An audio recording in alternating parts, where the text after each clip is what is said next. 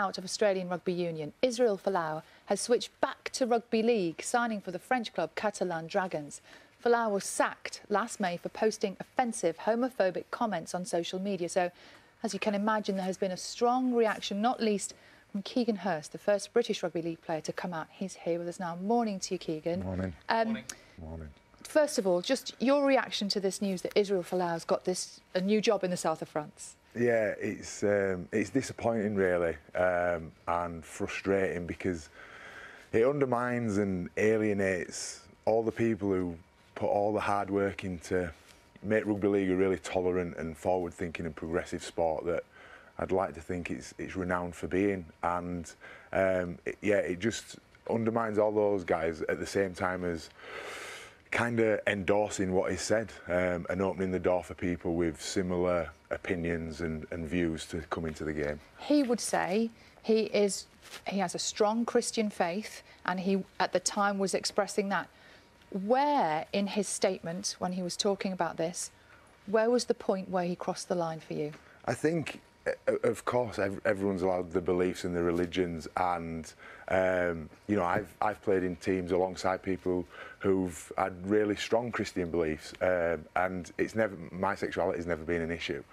The line is crossed when people use religious beliefs or political ideologies or whatever to justify any kind of prejudice. And the thing that's disappointing about it is, if what it has said had been about race or about another religion, then this wouldn't even be being discussed. But it seems like homophobia is a lesser prejudice, and all prejudice should be treated equally as intolerable.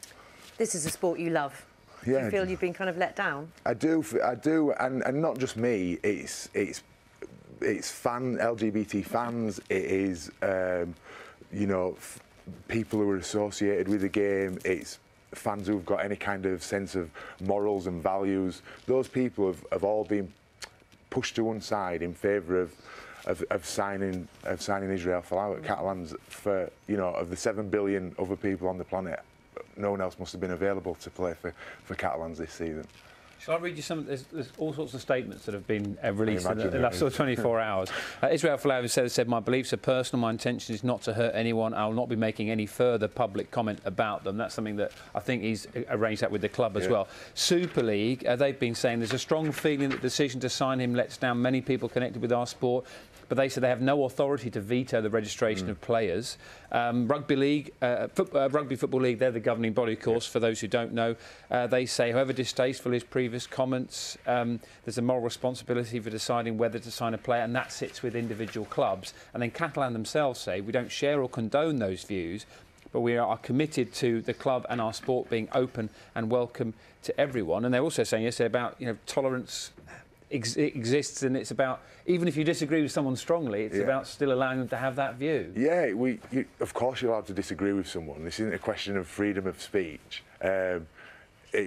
Obviously speech has consequences, and if that speech is discriminatory or prejudice, then it needs to be called out.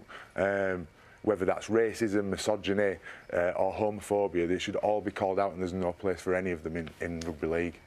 I believe that you actually got a phone call from the Catalans coach before this news broke, Steve McNamara. Interested to know how that conversation went. It was quite one-sided. He said he was giving me a call out of respect, but I mean, I kind of brushed that to one side, because if that was the case, he wouldn't have signed him. I told him I felt there was two things going on. Either Catalans didn't care what he'd said, which is worrying, or that they did care, and they were willing to put their values to one side for a few extra tries a year and maybe a couple of league places, which is also worrying, that people don't have the moral courage to stick by their convictions. Keegan Hirst, lovely to talk to you this morning. Thank you very much indeed for coming in. Thank you.